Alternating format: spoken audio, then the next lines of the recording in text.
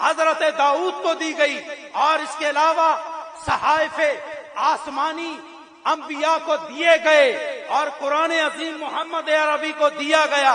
ان تمام کو نچوڑو تو قرآن عظیم بنتا ہے۔ تو گویا صفت کلام کے لیے قرآن کا انتخاب کیا گیا، اور صفت تخلیق کے لیے محمد عربی کو تخلیق کیا گیا۔ اس کو اسپریڈ کرو تو ساری کائنات بنتی ہے، اور قرآن کو تقسیم کرو تو قرآن کے ذریعے سارے آسمانی کلام کو صورت بنتی ہے۔ کوئی زبور نظر آتی ہے، کوئی تورات نظر آتی ہے، کوئی انجیل نظر آتی ہے۔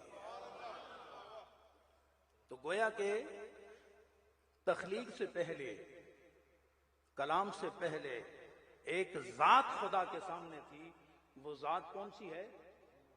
جناب محمد رسول اللہ صلی اللہ علیہ وسلم۔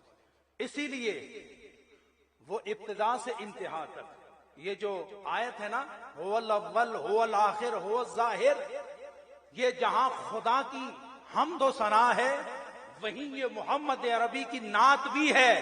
خدا بھی اول ہے، نبی بھی اول ہے، خدا بھی آخر ہے، نبی بھی آخر ہے، خدا بھی ظاہر ہے، نبی بھی ظاہر ہے، خدا بھی باطن ہے، نبی بھی باطن ہے۔ لیکن وہ خالق ہو کے ہے، یہ مخلوق ہو کے ہے، وہ بھی اول ہے، یہ بھی اول ہے۔ حضرات، یہاں ایک خوبصورت تحقیق میں آپ کے سامنے رکھنا چاہتا ہوں، ذرا دروشی پڑھیں، اللہم صلی علی، بلند آواز کے ساتھ، اللہم صلی علی سیدنا و مولانا محمد وبارک وسلم۔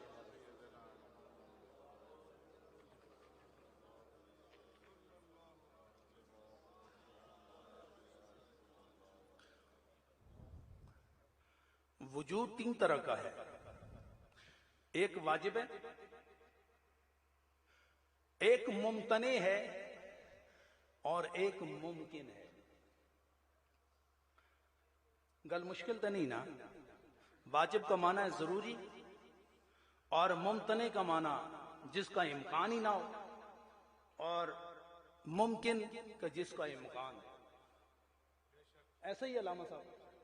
تو وجود کتنے طرح کے ہیں؟ دو، تین، ایک واجب، ایک ممتنع، اور ایک ممکن۔ واجب کون ہے؟ میں اختصار کے ساتھ بیان کر رہا ہوں۔ واجب کون ہے؟ واجب وہ ہے جس کا وجود، جس کا پایا جانا ضروری ہو۔ ممتنع کیا ہے؟ جس کا نہ پایا جانا ضروری ہو۔ اور ممکن کیا ہے؟ کہ جس کا پایا جانا بھی ممکن ہو، جس کا نہ پایا جانا بھی ممکن ہو۔ گویا کہ تینوں وجود آپ کے سامنے آ گئے، ایک واجب، ایک ممتنع، اور ایک ممکن۔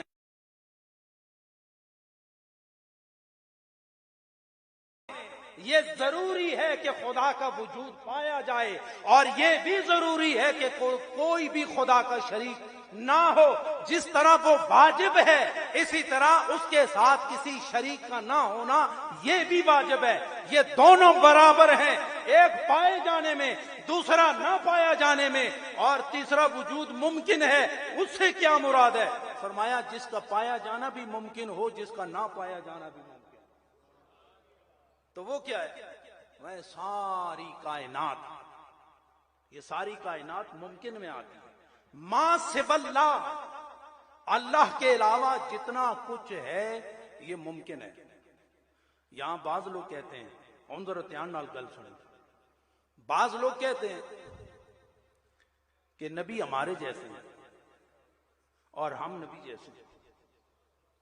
تو قرآن نے اس کو کہا کہ نبی وہ ذات ہے یوحا، جس پر وحی کی جاتی ہے، اور تم پر وحی نہیں کی جا سکتی۔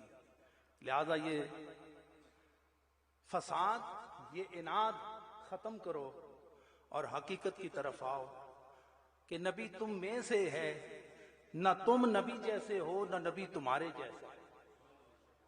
اب امکان کے لیے بڑا گہرا نقطہ بعض یار لوگوں نے اٹھایا ہے، تو صاف ظاہر ہے کہ جو چیز ممکن ہے، اس ممکن کے امکان کے لیے کوئی نہ کوئی سبب کا ہونا ضروری ہے، کیونکہ بغیر سبب کے ممکن بھی ممکن نہیں۔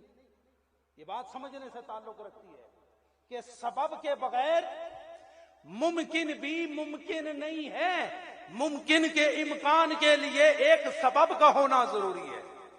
तो वो लोग कहते हैं